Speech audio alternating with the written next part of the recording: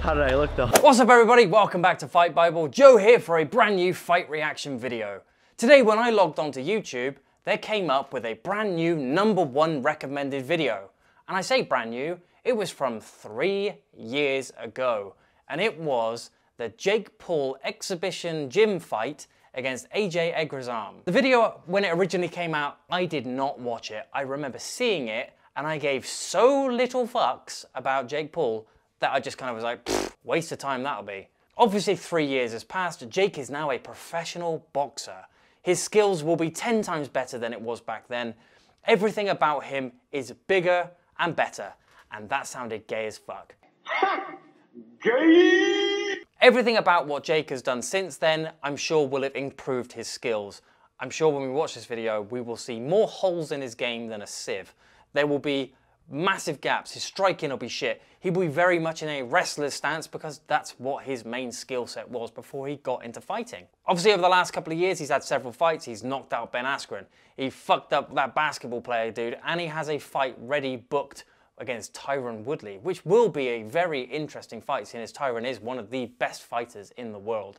So we're gonna watch this video through and see what the fuck happened 3 years ago, pick it to pieces, but it's basically just a bit of a laugh. So the main thing that strikes me about this video is the guy who he's fighting, AJ Agazarm. He's a professional MMA fighter. His record reads, follow my Wikipedia page for this one.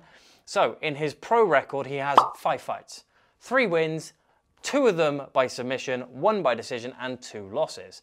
That's not a bad record. You know, he's more than 50% in the win column. That's absolutely fine.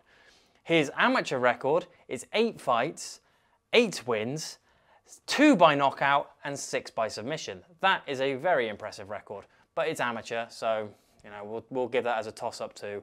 He could be fighting bums in a car park. But then you come down, we scroll down to his grappling and his submissions record and his jiu-jitsu record.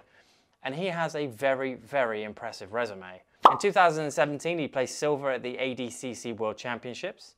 At the World No-Gi Jiu-Jitsu Championships in 2017, he was silver. In 2016, it was bronze. In 2014, it was gold. 2013, it was bronze. That's a very, very impressive resume. So Jake Paul, gotta give it to him. This took some serious stones to step up to the plate and fight this guy, even if it was just a gym exhibition. So the video from 3 years ago has lots and lots of views. We are very much late to the party in reviewing this, but I think this one now, giving a little bit of hindsight and a little bit of perspective, will actually make it more fun. So the video starts off with a little bit of showing off their shadow boxing skills. Obviously AJ is a lot better. Yeah, oh wow, Jake Paul's stance is terrible.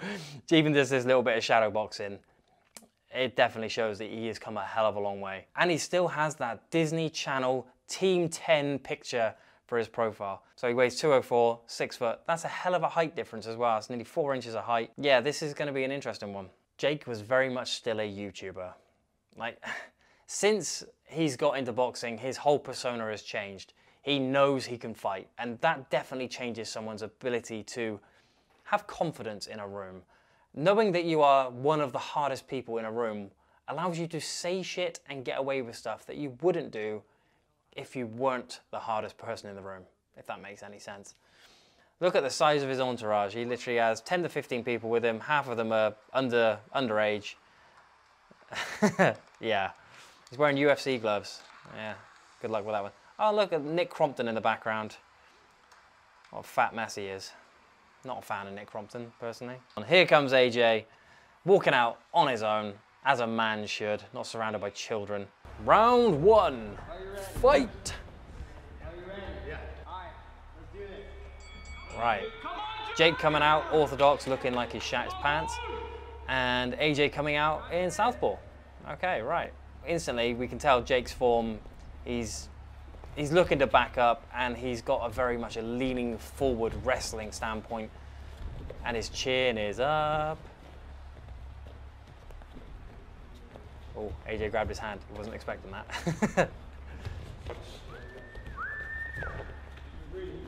Jake circles. Ooh, that double pump fake. Oh, not good. AJ lands, shoots in at the hip. Jake does well. Yeah, that's good. He gets his base nice and wide, gets his ass to the cage, stops the hands from getting grasped around his bum. which will stop the takedown, or at least stuff the takedown to an extent. He works around, it's like he's going for a guillotine. What's the ref doing? The ref was almost involved in that one. AJ trying to swing his arm round. Jake's trying to go for a headlock, but he's never going to get that. And AJ gets his hand together. And a little scramble and they break. Not bad. Okay, instantly already we've learned that Jake has a little bit of scrambling experience. He knew how to get his legs wide. He knew how to stop the hands from getting clasped around his bum so he didn't get his legs ripped out from under him. Not bad. He did okay. I definitely think that AJ is obviously going to be taking this very lightly. This is one of the problems which professional fighters have when they get guest appearances from celebrities, actors, other YouTubers. It's, you try to be nice, and that's not nice in the way that like you don't slap them about a little bit, but you don't treat them the same way you would do a proper fighter. Like recently, Francis Ngannou was training with Michael Jai White. You guarantee that no actual training was going on that day. Francis was entertained by Michael Jai White. Michael Jai White did not train with Francis. There is a difference. If Michael had trained with Francis, he'd have left in a body bag. Here at the UFC Training Center, do some training with this man here. Finally. They're the little guys. All right. I'm a kid in the candy store right here. All right. Right, back to the fight. Ooh, not the best of shot from AJ, but he manages to complete. He gets his hands clasped around the back of the bum. He steps back and down he goes. That was a very obvious setup for the takedown, but Jake couldn't quite evade that, couldn't stuff it fast enough. Okay.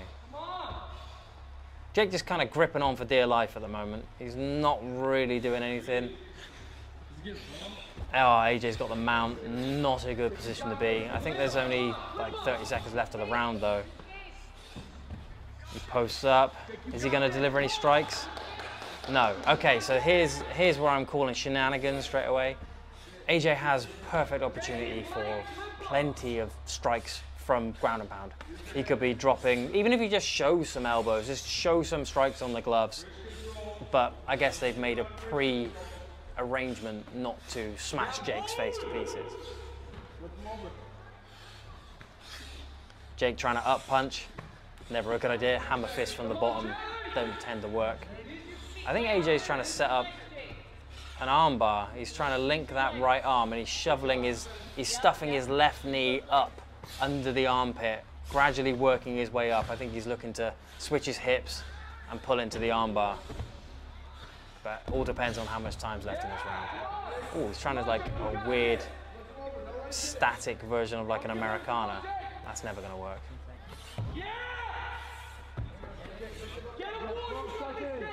He needs to use that cage. There we go. He's going to wall walk a little bit, but he's a little bit too far away to really get a proper wall walk going. And that's the end of round one. Okay, so what have we learned from round one? Jake is very tentative on the striking. He's leaning forward. He's got a bit of a restless stance, but he's striking and he's leaning back. He's almost scared to get in there. It's not really the best of fighting at the moment, but we're gonna get there. Hopefully we'll get there.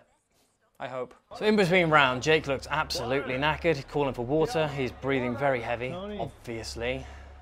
Unless you have been in a cage and you've just done 2 minutes with a fighter, you don't really understand how sapping of energy it is. It sucks absolutely everything out of you. It sucks your breath. Your whole body just fills with lactic acid. You've used muscles that you've never ever learned to use. Plus the adrenaline physically burns everything. And right now, as he stands in this corner, he will be getting a huge adrenaline dump. And there'll just be those last 5 seconds before you go right back into round two. They're a real hard 5 seconds. You have to compose yourself, bring all of your energy back to the center, and then have the balls to step out and go again. Or, in Jake's case, you have a donut, which he then chokes on. Like and subscribe. He hasn't got his breath back yet. Anyone who's actually fought will tell you that that 1 minute in the corner, you don't really get your breath back. It just doesn't happen. It just doesn't happen. You don't fully get your breath back.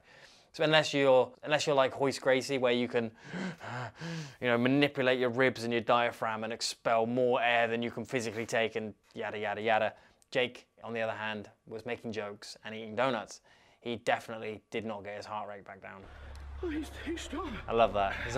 He's strong. He's like, yeah, he weighs 50 pounds less than you. Imagine if he was the same weight. Flatten your ass. Look at Jake's stance. Wow. One lands clean on the gloves. Oh, that one got through. Ah, we got a sneaky eye poke. Jake has no idea what's going on. And the ref's calling it. What the fuck? What? Oh, disaster. That can't be the end, surely. There's still 3.5 minutes left of this video. Oh, got punked. Fuck you, Jake. What happened? That's kind of funny, kind of not, but Jake has no idea. That was clearly a prank. Your dad Yeah. called me up before he got you guys. What the hell? Now that's one way to fuck with your adrenaline. That's literally the most disastrous thing you can possibly imagine. You just come out for round 2, you got yourself psyched back up again. Boom, fake eye poke. Down goes the energy. Oh, fuck, I lost. Oh, guy's getting his hand raised. Oh my God, I gotta try and figure out what I'm gonna say in my video. And then you have to start fighting again. Fuck that. If he massively underperforms now, it's because of that. That was both unfair and hilarious.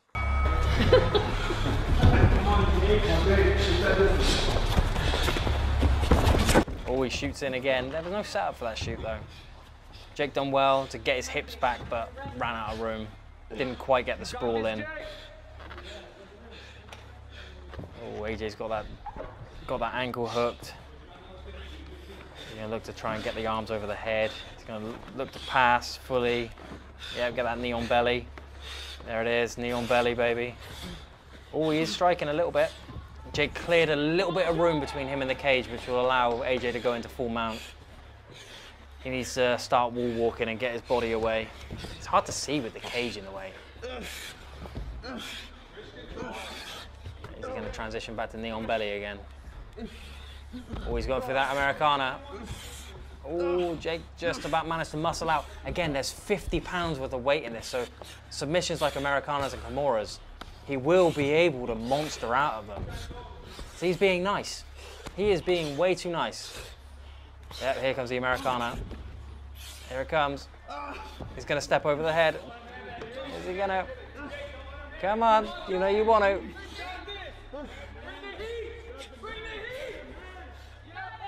Jake is in deep water. There's the step over the head, but he hasn't got in the back room. Oh, he's going to go for a bicep slicer or something. The only thing he can do. He needs to create an angle. There we go, there's the armbar. Yeah, there it is. That was an obvious setup. We saw that one coming from a mile away. It's a very, very basic jiu-jitsu setup, and between being punched in the face, being run down, the adrenaline drop from having a fight halfway called through the middle of the match, I don't blame Jake for tapping on that one. I don't blame him for being gassed.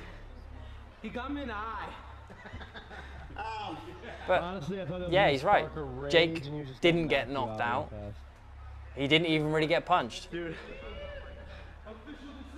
he was hitting me in the side of the head. I don't know if I can see right now. About my head. How did I look though? No, he didn't hold his own at all. But you got to give it to Jake. You really have got to give it to him. He really did try. He put himself in a situation which takes a hell of a lot of guts. And obviously, as we now know, 3 years on, the guy is actually fighting. So you have to give it to Jake Paul for having the balls to do this sort of thing. There are not many people who would say, right, for a YouTube video, I'm going to step in the ring with a professional MMA fighter and attempt to fight them. And not only attempt it, but do half decent. Still lose, and lose pretty badly, but to not just walk in there, eat a big ass, you know, right straight off the bat, or get taken down, rolled and snapped again within the first 30 seconds, he did okay. Anyway guys, we hope you enjoyed the video. This is just one of our basic commentary videos. We will hopefully be doing lots more random stuff in between.